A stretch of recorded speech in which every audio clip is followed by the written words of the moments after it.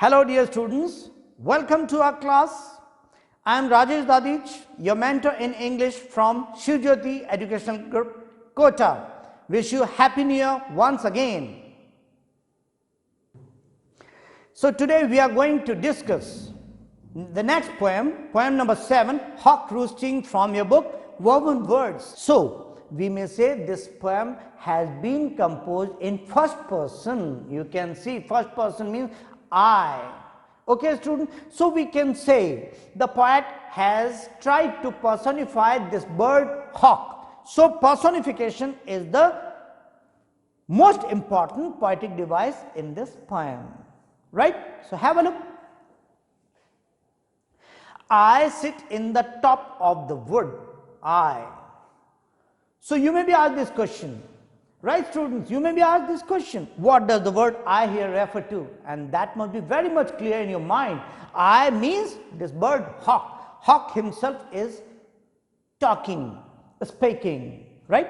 So the hawk is saying, I sit in the top of the wood, my eyes closed. Means with the closed eyes, the hawk is sitting with his beak on his chest in this way, bending down its neck. With closed eyes, the hawk has been presented as if he were sleeping while sitting on the topmost branch of the tree in the jungle, top of the wood. Wood means jungle. On one of the trees, on one of the longest trees in the jungle, the hawk has been presented sitting. So he is thinking, I am using the word he because the poet has personified him. So the hawk is thinking that he is sitting on the top of the world and everything around him is below him. So he is feeling this kind of position in his mind that he is supermost, right? He has got the feeling of supremacy. Inaction. Inaction means doing nothing. The hawk has been doing nothing but sitting as if sleeping only, right? No falsifying dream. He has not dreaming of any false things between my hooked head. Hooked head means beak is inside and in this way this is hooked head and hooked feet. In this way this is hooked. Beak is there in this way and his feet means claws are also like this. So they have been mentioned as hooked. Hooked head, H. Students, what is this? Two consecutive words beginning with the same consonant sound known as alliteration. So this is hooked head is alliteration, right students, and hooked feet. Or in sleep rehearse perfect kills and eat. The hawk is saying that in my sleep means when I was sleeping I was dreaming as if I was trying to kill some bird of prey, right? So as if I was just rehearsing, I was just practicing how to kill birds, right? So this stanza is over. Next, the convenience of the high trees, the air's buoyancy and the sun's ray are of advantage to me. The hawk is saying I am in such a position that I am sitting quite comfortably at my own convenience of the high trees, means on one of the highest trees I am sitting. The air's buoyancy, air means wind and buoyancy means happy mood, and the sun's ray are of advantage to me, means I am in such a favorable position that wind is according to me, the height of the tree is according to me, the whole atmosphere and the whole surrounding is according to me of my own choice, right? And the earth's face upward for my inspection, and the earth, this mother earth has been looking, the hawk is saying that the earth looks at me as if it is requesting to me for inspection, or maybe the earth wants an inspection by me. That's why I am looking here in this way, because I am supreme, I am the supreme of this whole universe, the hawk is saying. So we may say another poetic device in these lines is, first is personification, second one is alliteration, hooked head, and the third one is What is this? Exaggeration. Okay, students, hyperbole or exaggeration. Whenever a statement is made beyond the reality of things or situation, that is exaggeration. That is not easily trusted or believed. Right, students? My feet are locked upon the rough bark means, suppose this is one of the branches and this is the branch on which this hawk is perching. So in this way, this hawk is perching. Perching means sitting. So in this way, hooked claws are there, right? So and this branch, this place is quite rough, right, students? So rough bark is there. This part is known as bark rough. This is quite, its surface is quite rough, and in this way the hawk is sitting. It took the whole of creation to produce my foot, means the Almighty God had to use each and everything to create this hawk, and especially its hooked claws or foot, which he uses to catch prey, to kill prey, means to kill birds of prey. Right, students?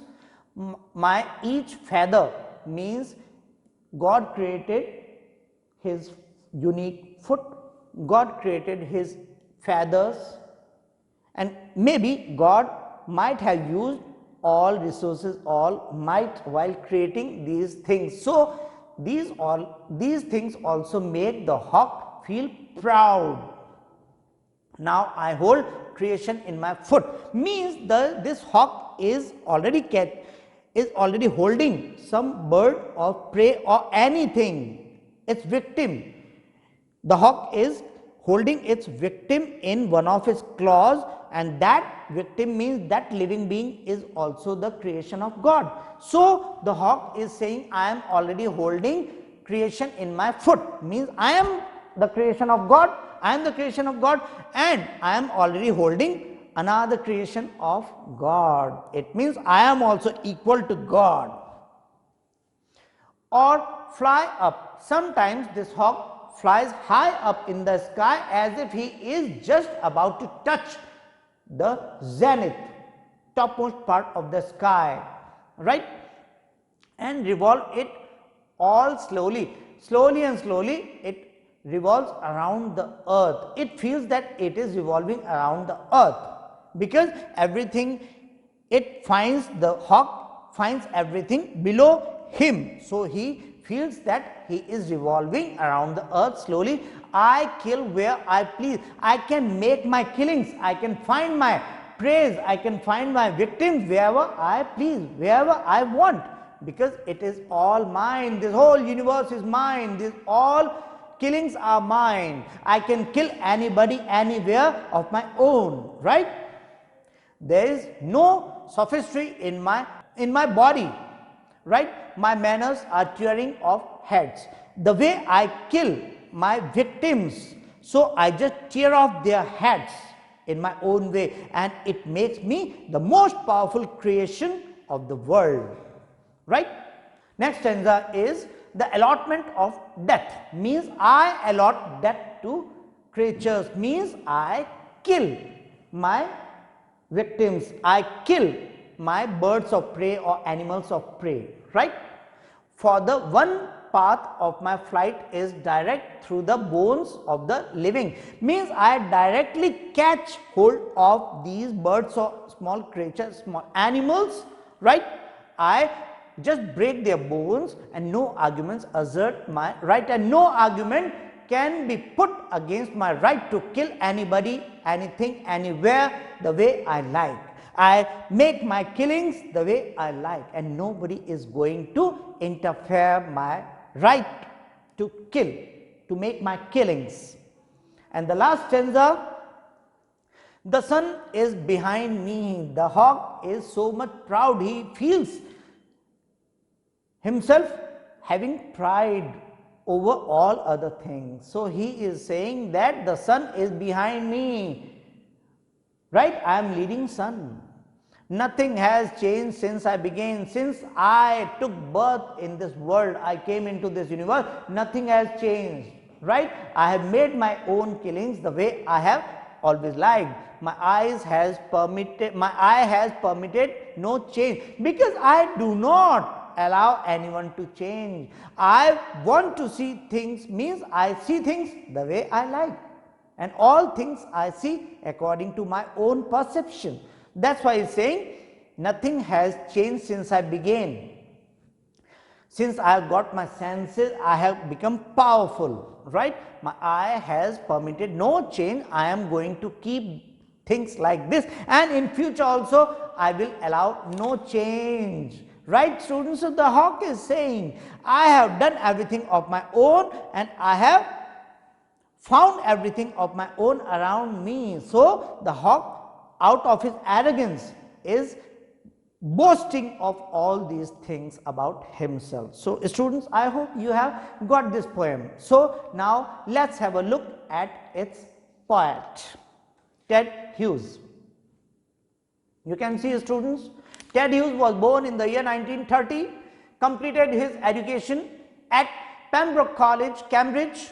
In 1956, he married the poet Sylvia Plath. You know Sylvia Plath, one of the great poetesses, and one of her remarkable poems is Mirror. Earlier it was in the curriculum of CBSE, not now. So